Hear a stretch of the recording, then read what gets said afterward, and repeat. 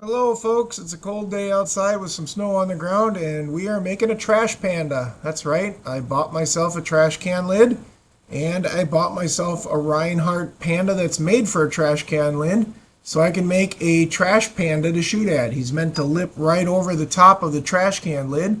But basically, you just take a plastic lid like this that you buy for like $8 at a store.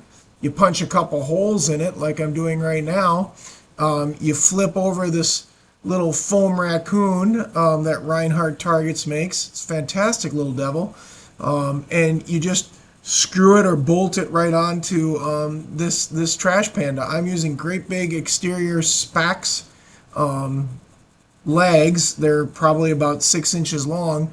And I'm just lightly screwing them things down into that hard foam. I'm going to flip them over.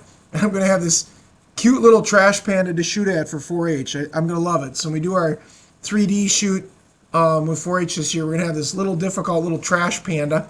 And because the cover is made out of plastic, if they hit it with their arrows, it's not the end of the world. This thing is sweet looking, and I think it'll shoot really nice too.